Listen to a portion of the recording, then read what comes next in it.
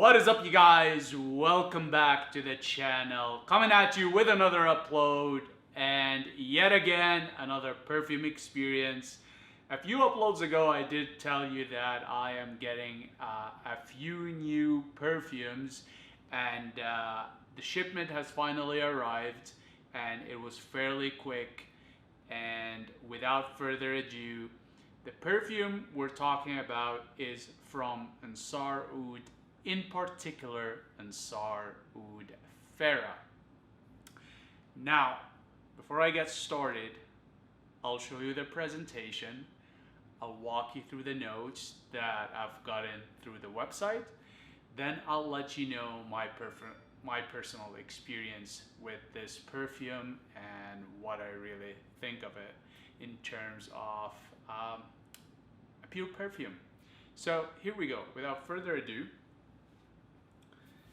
first we get the very nice, let me focus you guys. We get the very nice Ensar Oud faux/synthetic velvet. And as you can see, the logo has changed, so it's not an EO anymore, it's this new logo, which I believe do still captures Ensar Oud, but it's just done this way in a graphic. Now, with respect to what it looks like on the inside, this is what we have got here. So it's a very, very nice presentation in a nice cloth on the inside. And I'm gonna go ahead and take the bottle out for you guys. So I didn't go for the 50 ml, I went for the 30 ml, just because, as I've mentioned before, I like to experiment with different scents. And yeah, as per usual, I'm gonna be getting more Ensar Ouds going forward, hopefully, as long as I can afford it, because that stuff is expensive. But yeah, without further ado, the bottle. So here, again, let me focus you guys. I don't know, like I need a new camera, but priorities.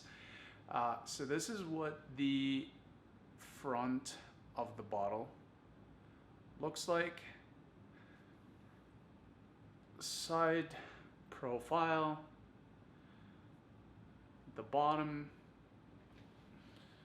and focus again, and the top.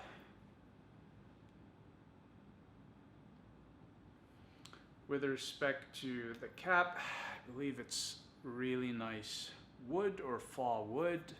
I really like it. And then here's the sprayer.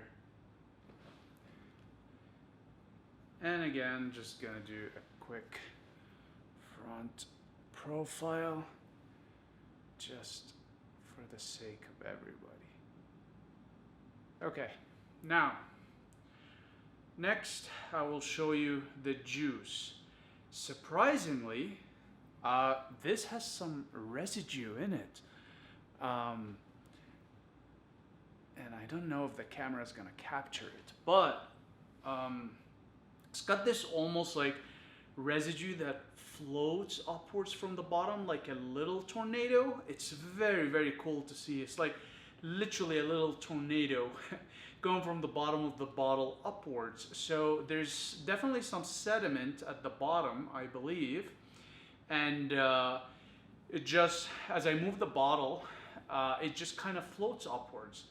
So that's really interesting because it looks very different from anything else I've seen. I do have the Blue Lotus. Is it the Blue Lotus? Yeah, Blue Lotus. And this is very sediment heavy, but this, now that I'm looking at it, does have a bit of sediment in it, surprisingly. And the color of the juice, it is so dark. I mean, it is reddish, but it's very amber reddish leaning, but very, very dark. The light barely makes it through. It's some serious stuff here. I'm just gonna take a quick whiff. Yeah, this is gonna be good. Okay, so I'm just gonna quickly put this back. Actually, I won't put it back because I will need to speak about it again. if it's all the same with you guys, I'm just gonna have a quick sip of coffee because coffee's life. Okay, so with respect to what goes into this, and again, as I mentioned, this is the 30 mil. There's a 50 mil as per the website. And what goes into this, and I've gotten this, I literally sat down, I read through the whole sort of narrative provided on the Ensar Oud website, and I just extracted that sort of keyword note in there. Now, some of these words, I couldn't really tell if it's the actual note or ingredient or just implying that it might smell that way.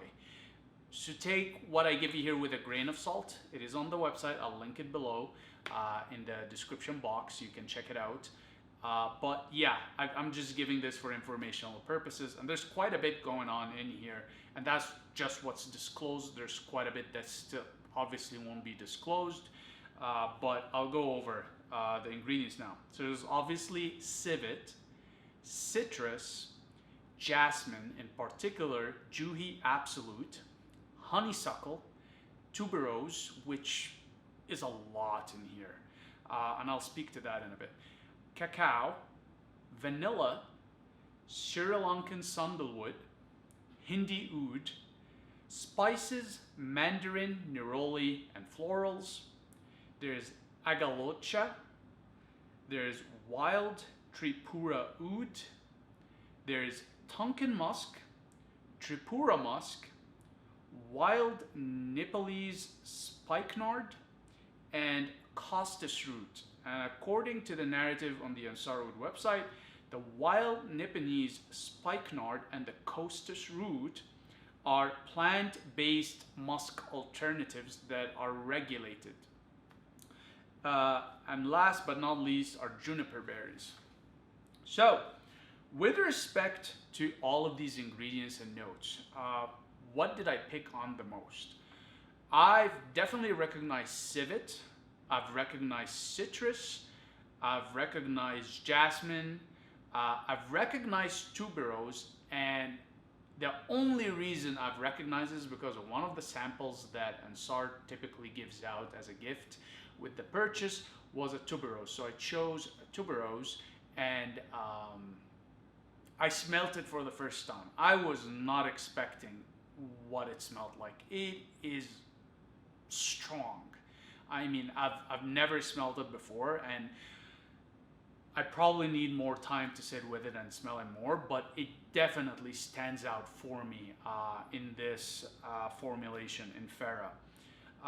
Cacao, I definitely smell a chocolatey note in there, but it's not gourmandish. That's what's really interesting, is that you don't get this fudgy chocolate cake gourmand scent. It's more of a cacao nibs kind of a scent. So if you don't know what cacao nibs are, it's basically when they take the cacao through the fermentation process of the seeds, and then they basically dried or roasted, I don't know the exact process, and then they basically have the nibs. So it's a raw chocolate before it's processed, or as they say in the industry, Dutched. There's vanilla in here. I didn't really pick on it, but then again, I literally just had this for one day, so I need to spend more time with it. Sandalwood, I can see. Hindi oud, this is what's really interesting, because the two key ingredients here are civet and Hindi oud. I've smelled Hindi oud before, and I cannot recognize Hindi oud here. You do not get barnyardy, skanky, fecal, blue cheesy scent here at all. So if it is in there, I have no idea how it got mixed in, because the typical Hindi oud profile does not stand out here. There's spices, mandarin, neroli, and florals. So as I mentioned, florals, yes, I pick on that. Mandarin, not too sure. Spices, definitely. Agalocha, I have no idea what that was, so I had to Google it up, and it looks like a leafy plant. Again, as a standalone, I don't really have a reference point, so I wouldn't know what that smells like. There's wild Tripura oud in here. Again, no idea what that smells on its own, so cannot speak to it. There's Tonkin musk and Tripura musk. I can see that it is a bit musky, especially on the initial spray, because I find you pick more on the musk early on, and the civet is more on the dry down, and it's such a beautiful dry down when it comes to civet. I have 3 other civet-based perfumes, and I can't really compare this to them. Each one is really unique in its own way, but this is such a different and new experience. I've never experienced it before, but it also seems familiar because you definitely pick on that civet dry down, that sort of skin smell that's very sensual, very sexy, very comforting, and very just familiar. Anyways, next we have the Wild Nepalese Spikenard and the Costus Root. So these are the plant-based musk alternatives. Again, I mean, I've never smelled these on their own, so I wouldn't know exactly how to pick on them. And then there's juniper berries. So I've smelled juniper berries before on their own, but I most likely will not be able to pick on them there. Now, with respect to what my experience with this has been so far. So I've worn it for the first time today, and it's yeah, I'm definitely right now picking on the animalic of the musk a bit. I can definitely pick that Tibetan musk in there. Is there even Tibetan, or is it like Tonkin? Because I remember there might, yeah, so Tonkin musk, Tripura musk, and then the plant-based musks. I don't know why I said Tibetan. I assumed at some point there may have been Tibetan musk here, but anyways, you can definitely pick this musk animalic bit in here. There's the floral. You pick really on the tuberose, and when I sprayed it on, the 2 main ingredients that stood up for me were the tuberose and the cacao. And initially when I sprayed it on, I was like, I don't like this. The tuberose was really intense, and I think what it is just because I'm not accustomed to it as such a strong, intense floral, that it took me a bit to get accustomed to it. And that tuberose opening, remember, I'm speaking now about it sitting on my skin. That stayed on my skin for a good couple of hours. All I can smell was tuberose. And then as soon as we entered the mid notes, I can really start to smell sort of the cacao. I can smell a bit of the sandalwood. I can smell more of the florals, the sort of calmer, easier florals in there. And then on the dry down, which was about, I don't know, like 3-4 hours later, you can pick the civet. And my God, the civet in here is just, it's when I mean, I can't even begin to explain how close to a skin smell it is. It is so beautifully done. It is so familiar. It is so cozy. It is so comforting. It is so sensual, and it's just, I need more time with this. I wanted to do sort of an experience video on this just to kind of capture my initial thoughts, but yeah, it's the civet in there. You definitely pick on it. It's a beautiful civet. No pissy quality, no like dirty, overly animalic. It's just that beautiful, beautiful, nice sort of skin scent. It's actually, I don't know if I should say this given that this is like probably PG on YouTube, but it smells very intimate. Is the the PG version of how I would describe it. It's very, very intimate, the civet in here, and it captures that so well that when I put it on, it's just reminded me of previous partners I've had. It reminded me of ex-girlfriends. It's really interesting. I mean, the civet in here is another way I can explain it, other than all I've said so far is like, if I wanted to capture the scent of a woman in a bottle, like her natural, essence and scent, this is it. This is it, the civet and the dry down. And I'll leave it at that just because otherwise I'm gonna enter a territory where it's not PG anymore. But it's a really interesting scent. I can't say that I haven't smelled something to it before, because the thing about civet is that once you get your nose on it, you can recognize it elsewhere. It's definitely done very differently here, very uniquely. I'm not gonna take the credit away, but at the end of the day, you can tell it's civet. And if you like civet, like myself, by all means, this is fantastic. What else? In terms of where you would wear this, I'd say keep this for intimate moments. And keep this for moments like where you're by yourself and you want to treat yourself. It's very easy wear. Surprisingly, even though the EO website markets it as an animalic, the animalic facets here are very toned down. You can still pick on them. You can pick on them, but they're not obnoxious or overbearing or to the point where you put it on and people get grossed out. It's such a nice scent. It's very beautifully made. The interesting thing about it, I find, compared to other civet scents I have, is that it's very well blended. It's really hard to pick on notes in here compared to some of the other civet formulations I have. So that's actually very familiar when it comes to the Ensar Oud profile. I find that his blends tend to be done very well. It's really hard to pick on a specific ingredient or note, and I think perhaps because I lack the training yet when it comes to notes, I still need more time to better understand, appreciate, and get the notes out of this. But it's very well blended, and in terms of performance, projection, it's a skin scent, as with all Ensar Oud, because it's a pure perfume. So the interesting thing about this, though, I find it really projects towards my face when I put it on my skin. So you don't necessarily need to get close to your skin to smell it if you spray it on your arm per se. Like, it will waft upwards towards you.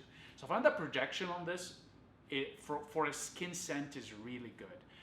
With respect to sillage, again, with skin-based scents, you're not going to get much of a sillage or a trail. It just sits on your skin, and that's fine by me. One of the reasons I started getting into artisanals and natural perfumery is because I wanted that. I'm reaching a point where, honestly, my nose is saturated with alcohol base, like beast mode, even though I appreciate it still. But I'm finding myself leaning more towards artisanal, finer formulations that use a lot of natural ingredients without being necessarily in your face. What else can I tell you about this? It's a very well done civet. If you like civet, if you want something slightly different from what you're familiar with in terms of civet, I would recommend this. And this is at the bottom of it says Fera number 9, just for your reference. So again, I'm not sure if that's the bottle number or if it is just that batch formulation number. But overall, another fantastic production from Ensar Oud. And yeah, I think,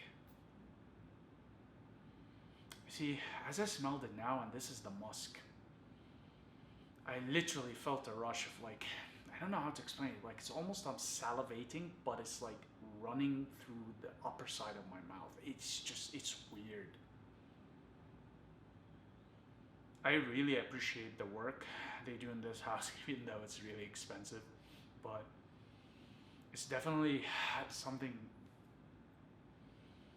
yeah, that it's like, I don't know. I don't know how to put it into words other than what I said so far. It's beautiful. If you're hesitant about it, or you wanted to get into civet, but you are reluctant because of civet's reputation of being pissy or overly animalic, I think this is a really good starting point for a civet experience. If you've never gotten your nose on it, it's just so beautifully done, and it's so sensual, and it's so like sexy. This is gonna be my go-to for intimate moments, hands down. And also, it's like if you just want to treat yourself and kind of, have a self-care protocol, this is going to be part of it, mostly because I have 30 mils here compared to some of the others I have that are 15 mil.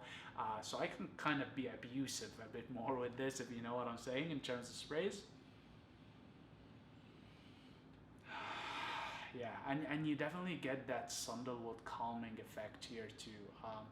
This is a beautiful, beautiful scent. And one thing before I wrap up, it is not overwhelming or overbearing at all. Even though the juice is dark, it's actually not a heavy scent and not overly musky, but you definitely still get the musk in here. So if you wanted to break into civet, leaving the price point out of it, which honestly, compared to other offerings from Ensar, this is actually price-wise, it's not bad at all for 30 mil, considering what goes into it.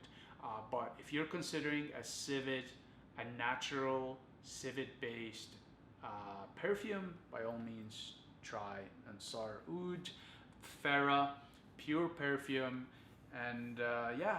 If you've gotten a bottle of this, I know it's not sold out yet on the website. Let me know your thoughts down in the comments. I'd be interested to hear, if you see this upload, what your experience with this is, how you've liked it so far, and how does it compare to other civets you've smelled. I'd be really curious to get that sort of feedback. Otherwise, really appreciate your time and your attention. Thank you for tuning in, and I'll see you in the next one. Cheers.